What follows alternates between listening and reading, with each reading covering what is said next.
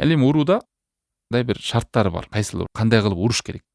Биринчиден ошол уруу негиз боло албаш керек. Экинчиси жумшактык этап менен, акырындык менен кетүү.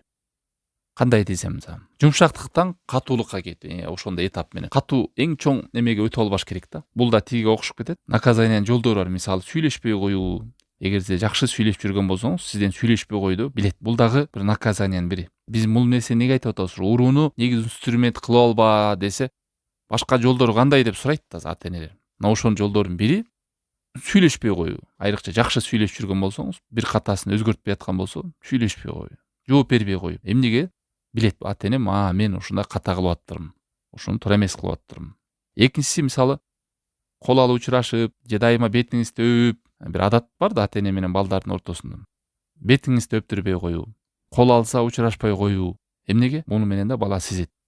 Что-то не то үйдө. Бир нерсе болуп атат. Мен ата-энем ушундай нааразы болгондо ушинтип учурашпай койчу эле, же сүйлөшпөй койчу эле, же жооп бербей коет деп бала билет ушуну. Же ага карабай коюу.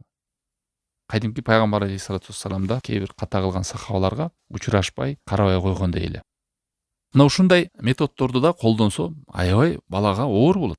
Бирок кандай балдарга оор болот десе, тенеси менен баласынын ортосунда мамилеси жакшы болуп жүргөндөргө да.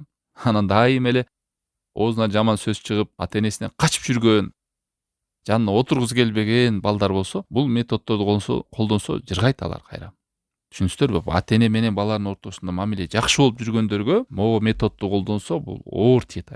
Сүйлөшүп жүргөн сүйлөшпөй койсо, учурашпай койсо, ага карабай койсо, бетин өптүрбөй койсо ата-эне, колун албай койсо учурашып, аларга карабай койсо, мына ушундай бул дагы аябай оор тиет. Айрыкча жакын жүргөн адамдарга. Билесиздер, жакын адам жүргөн адам эле бир күн сүйлөбөй койду, учурашпай койду, жазбай койду, жооп бербей кандай оор, эмне болду дейсиң? Ал адамдан жакшылыкты гана көрүп жүргөн адам болсо.